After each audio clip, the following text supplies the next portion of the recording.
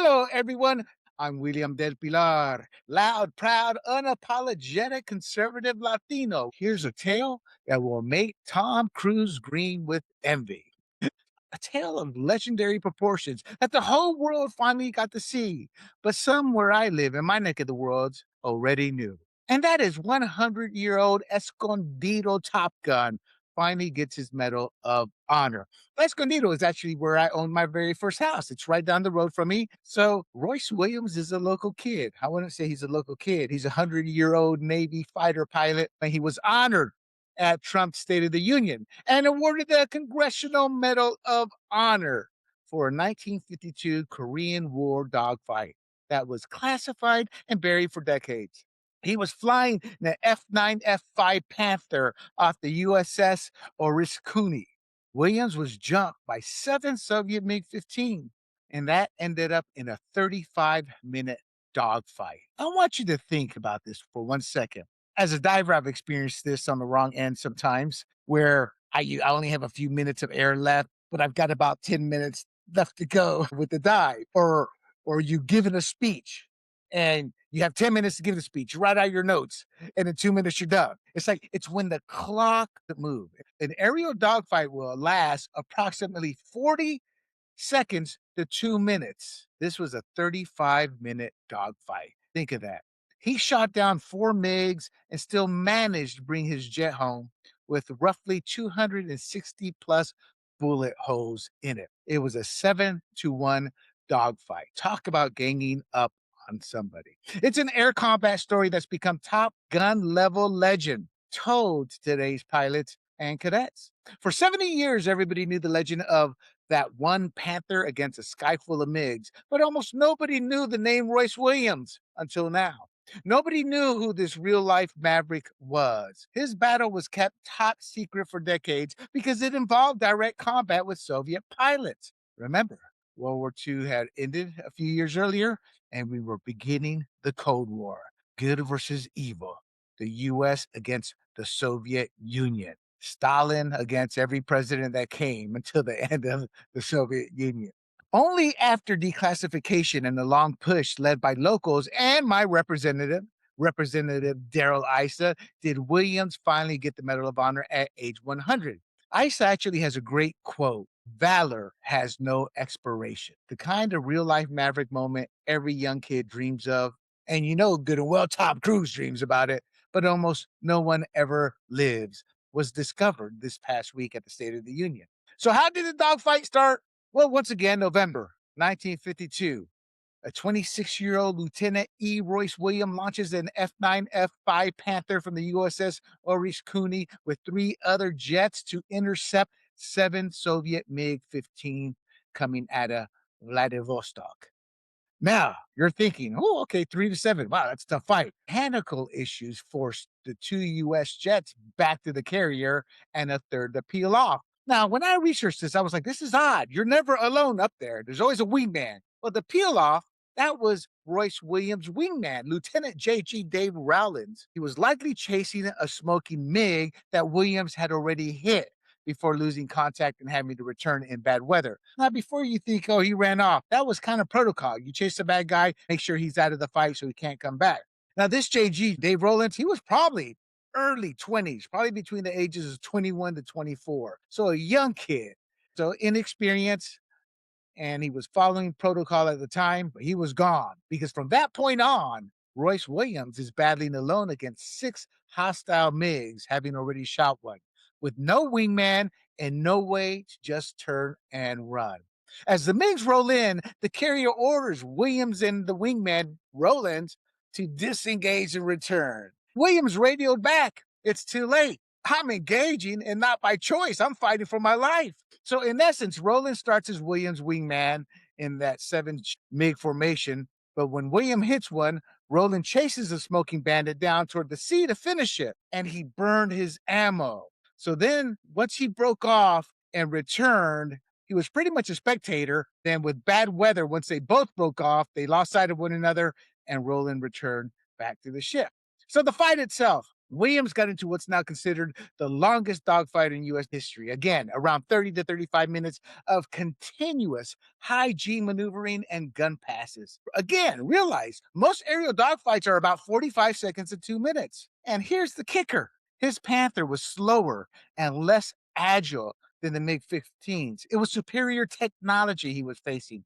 As he put it, quote, they had me cold on maneuverability and acceleration. The only thing I could do was outturn them, unquote.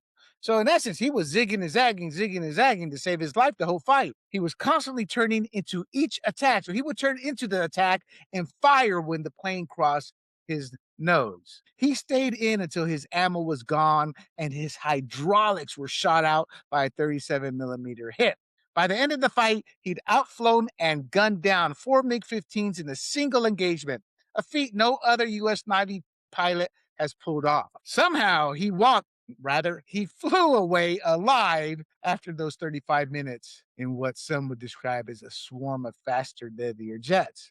He came back to the carrier, landed it with 260 plus holes from 23 millimeter and 37 millimeter cannon fire, including a hit through the wing into the engine.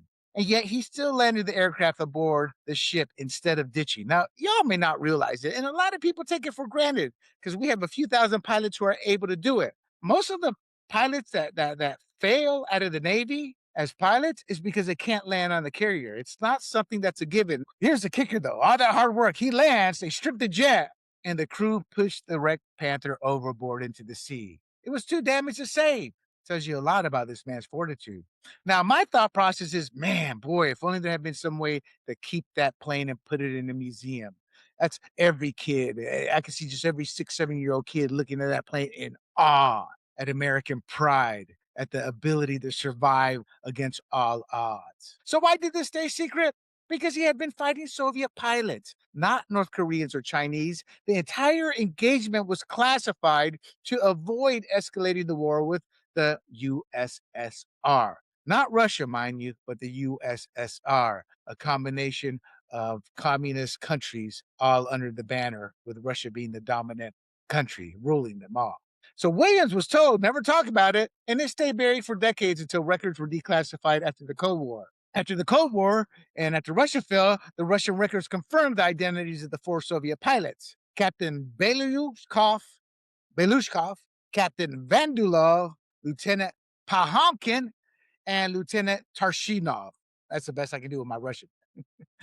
Again, they were shot down in the fight, and the flight leader, Belashkov, died attempting to crash land back over Soviet territory. And the ramifications of this battle probably immediately made it all the way up to high command. And there was a lot to learn from it. But from the mental fortitude, from the American pilot's perspective, MiG Alley proved that U.S. pilots could outfly and outfight Soviet crews, even when the MiG 15 had some tech advantages. And what this did was feed a lasting confidence and swagger. I never met a pilot in the Navy that didn't have confidence and swagger. They wear those Ray-Bans proudly.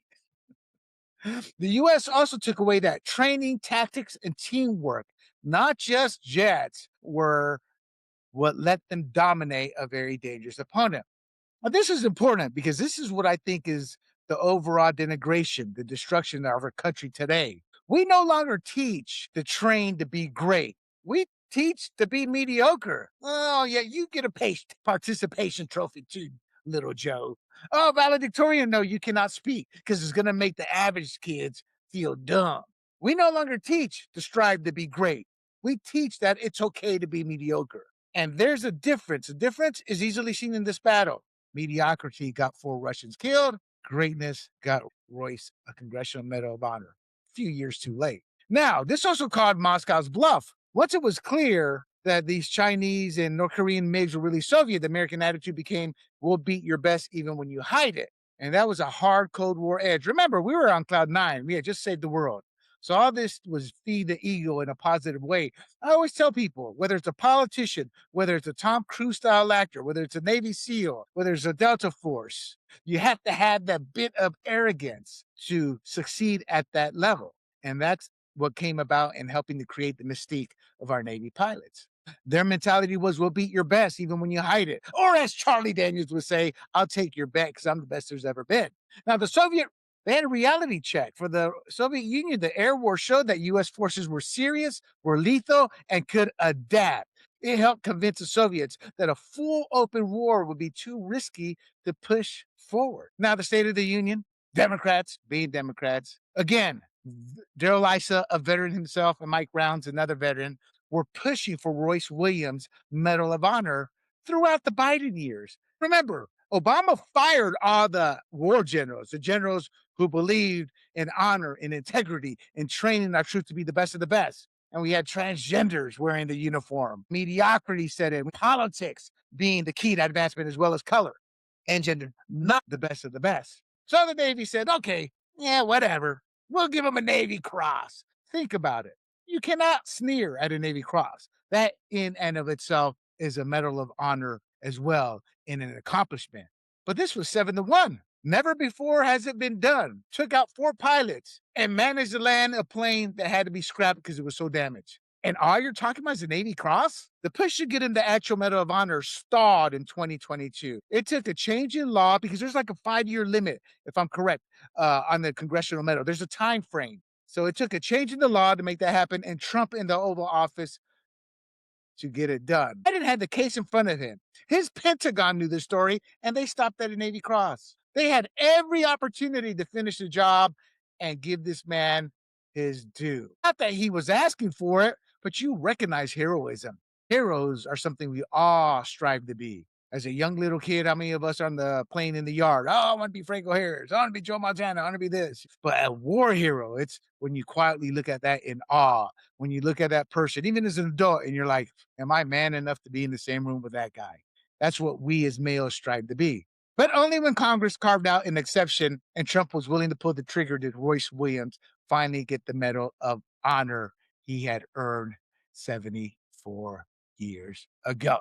You now know the legend of Royce Williams, a 26-year-old United States Navy pilot who flew against all the odds and did not fight the battle because he was looking for glory. He fought the battle because he had to. Hey, everybody, this is William Del Pilar, founder of Grumblings Media, and I want to say thank you for watching our content. If you want to support our all-volunteer efforts at Grumblings Media, smash the subscribe button right here.